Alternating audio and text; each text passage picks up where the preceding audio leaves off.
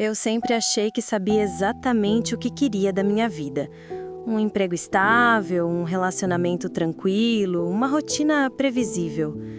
Eu nunca me enxerguei como alguém que entra em jogos de sedução, muito menos com alguém que, teoricamente, eu não deveria nem olhar desse jeito.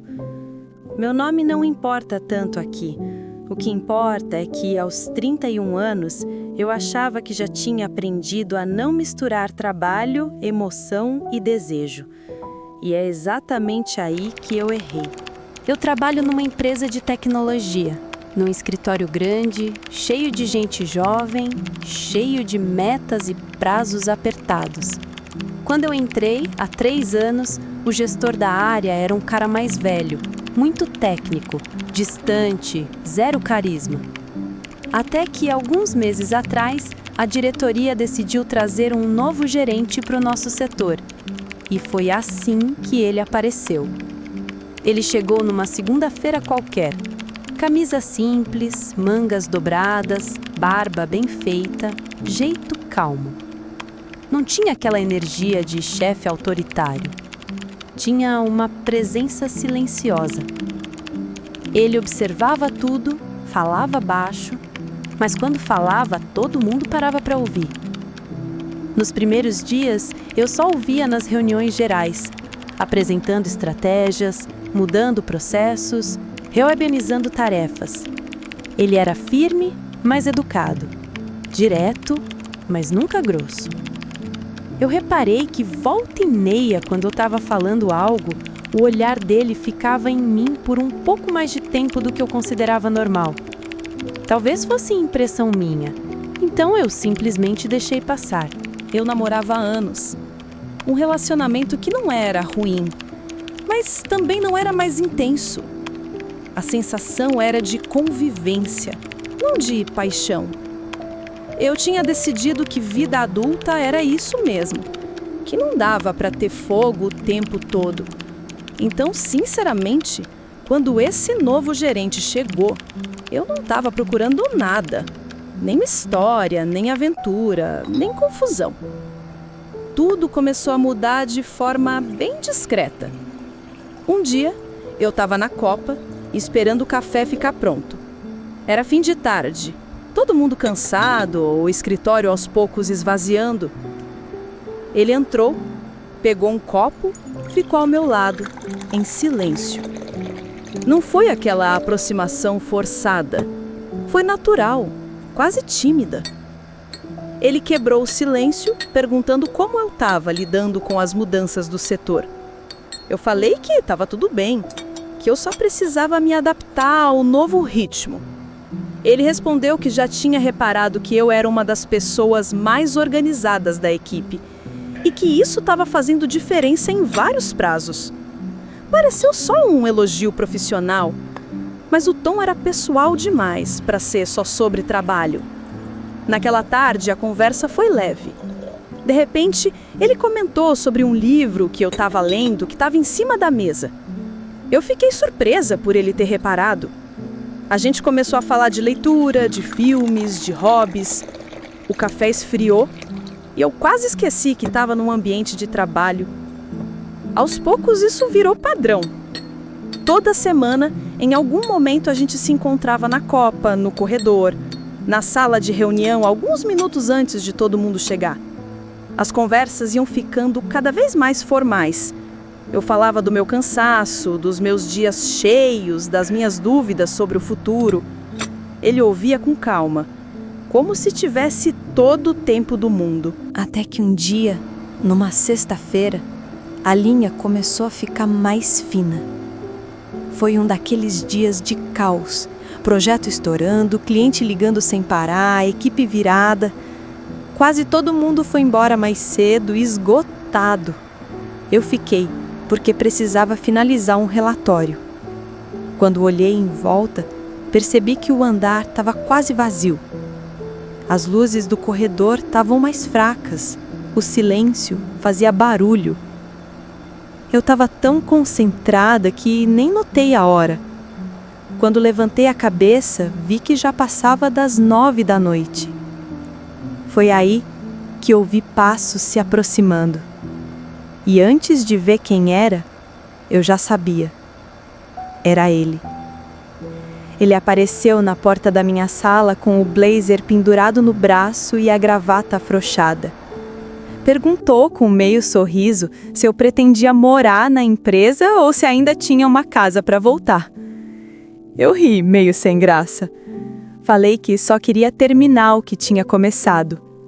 Ele entrou, puxou uma cadeira e se sentou ao meu lado sem pedir permissão, como se isso já fosse natural.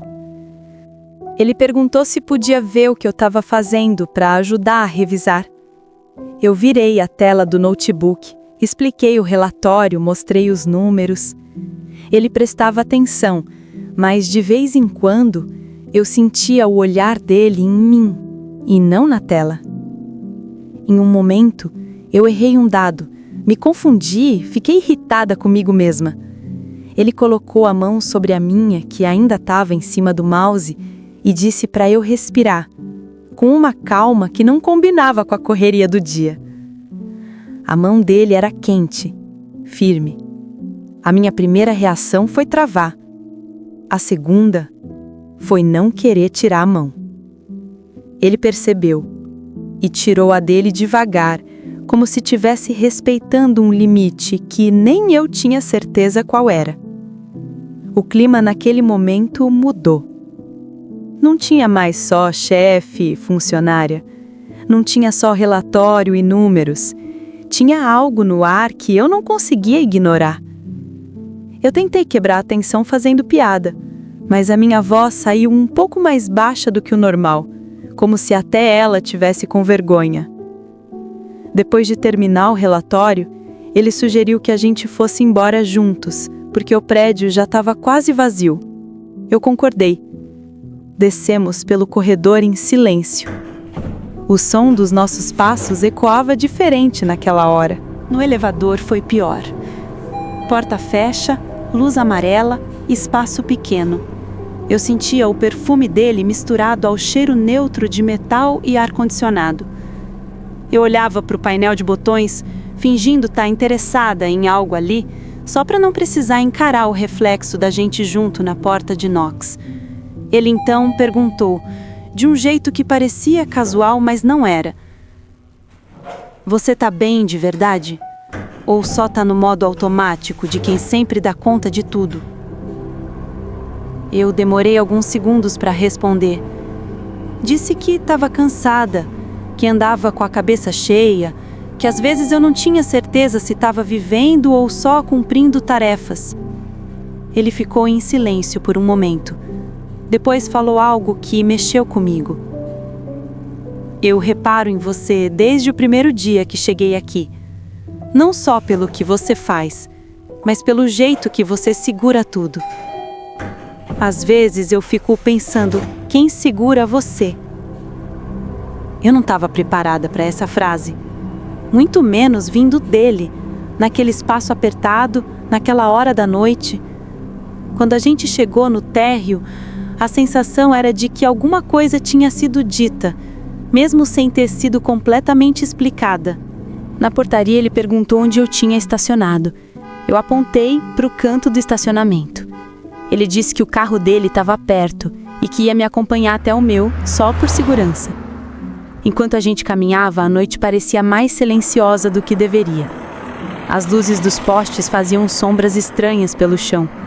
Eu senti o corpo dele ao meu lado, não encostando, mas perto o suficiente para eu saber que se eu aproximasse alguns centímetros, eu tocaria nele. Chegamos perto do meu carro. Eu apertei o alarme, a luz piscou. Eu virei para agradecer por ele ter descido comigo. Ele respondeu que não precisava agradecer, que era o mínimo, e ficou em pé, parado, me olhando de um jeito que eu não conseguia decifrar totalmente. Tinha cansaço ali, claro, mas tinha mais alguma coisa. Uma pergunta silenciosa. Eu senti vontade de falar que tinha namorado, como se eu precisasse lembrar a mim mesma da existência dele. Mas a verdade é que ele não passava pela minha cabeça há horas. Eu estava ali, no estacionamento quase vazio, com um homem que mexia comigo de um jeito que eu fingia não perceber. Ele deu um passo mais perto. Não foi invasivo, foi cuidadoso, como quem testa o terreno antes de avançar. Ele respirou fundo e falou, mais baixo: eu não quero te colocar em nenhuma situação desconfortável, mas eu estaria mentindo se dissesse que nunca pensei em você além do trabalho. Meu coração começou a bater mais rápido. Eu senti minhas mãos suarem, uma sensação estranha de frio e calor ao mesmo tempo. Ao invés de responder, eu fiz o que sempre faço quando não sei lidar com algo. Tentei racionalizar. Perguntei se ele achava uma boa ideia misturar as coisas. Falei da diferença de cargo, da imagem, da responsabilidade. Era como se eu estivesse tentando construir um muro entre a gente com palavras. Ele ouviu tudo, em silêncio. Depois respondeu com calma: eu sei de todas as complicações, e talvez por isso eu esteja falando com tanto cuidado. Eu não estou te propondo nada agora.